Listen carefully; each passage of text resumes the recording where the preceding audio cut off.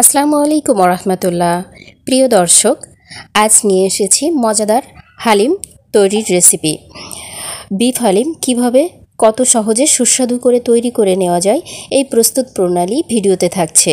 আশা করি পুরো ভিডিও জুড়েই আপনারা আমার সঙ্গেই থাকবেন।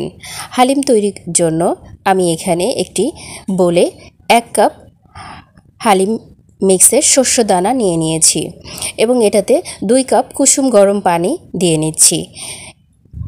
কুসুম গরম পানিটা দেওয়ার পর এটাকে একটু আমি নেড়ে চেড়ে দিব, ভেতরে দলা পেকে যেন না যায়। এই দিকটা খেয়াল রেখে আমি নেড়ে দিচ্ছি। নেড়ে এটাকে ঢেকে আধা ঘন্টার জন্য রেস্টে রেখে দিব। আধা ঘন্টা পর এই শস্য দানাগুলো বেশ একটু ফুলে উঠবে, তখন রান্নার উপযুক্ত হবে। এখানে হালিম তৈরির জন্য নিয়ে নিয়েছি 1 কাপ পেঁয়াজ কুচি। এটাকে কিছুটা বেরেস্তা করে রাখবো আর বাকিটা রান্নাতে দিয়ে দিব। হালিমটাকে সাজিয়ে নেওয়ার জন্য এখানে লেবু, কাঁচা ঝাল এবং ধনেপাতা নিয়েছি এবং হালিম মিক্সের একটা মশলা এটাতে ঢেলে নিয়েছি। আজকের রেসিপি বিফ হালিম। এখানে নিয়ে নিয়েছি গরুর মাংস, হাড় চর্বি সহ এখানে 450 গ্রামের মতো মাংস আছে। এটা দিয়ে আজ হালিম তৈরি করে নেব।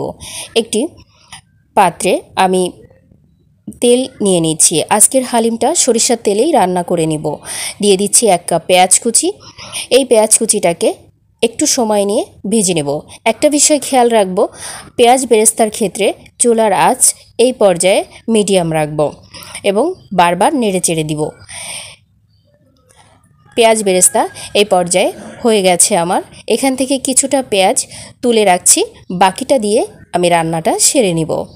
দিয়ে দিচ্ছি এখানে 1 চা চামচ রসুন বাটা, 1 চা চামচ আদা গুঁড়া। এখানে গরুর মাংসের টুকরাগুলো দিয়ে নিয়েছি এবং হালিম মিক্সের যে মশলাটা, সামান্য মশলা এখানে দিয়ে নেড়ে চেড়ে মাংসটাকে কষিয়ে নিব আমি। সুস্বাদু এই গরুর মাংসের হালিম অসাধারণ খেতে। আমি হালিম তৈরির এই মাংসটাকে কিছু সময় আমি ঢেকে রান্না করে নেব।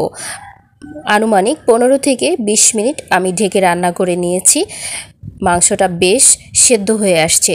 এই পর্যায়ে আমি যে শস্য দানাগুলো গরম পানিতে ভিজিয়ে রেখেছিলাম সেটা দিয়ে নিচ্ছি।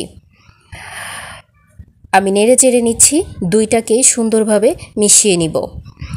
দিয়ে দিচ্ছি স্বাদমতো 1 চা চামচ লবণ, 1 চা চামচ শুকনো ঝালের গুঁড়া এবং হালিমের যে মশলাটা তার কিছু অংশ দিয়েছি। দিয়ে 3 কাপের মতো পানি দিয়ে নিয়েছি, বাকি মশলাটাও দিয়ে নিয়েছি। দিয়ে এবার পাত্রটাকে ঢেকে 20 থেকে 25 মিনিটের মতো রান্না করে নিচ্ছি। 20-25 মিনিট পর আমার রান্নাটা এই পর্যায়ে হয়ে গেছে, দেখেই বোঝা যাচ্ছে। বিফ হালিমটা পরিবেশনের জন্য আমি এখানে একটি সার্ভিং বোল নিয়ে নিয়েছি। এখানে আমি হালিমটাকে একটু সাজিয়ে নিব। তুলে নিচ্ছি হালিম এবং উপর থেকে একটু শসা কুচি দিয়ে নিচ্ছি। এরপর কিছু ধনেপাতা কুচি করে রেখেছিলাম সেটাও দিয়ে নিচ্ছি।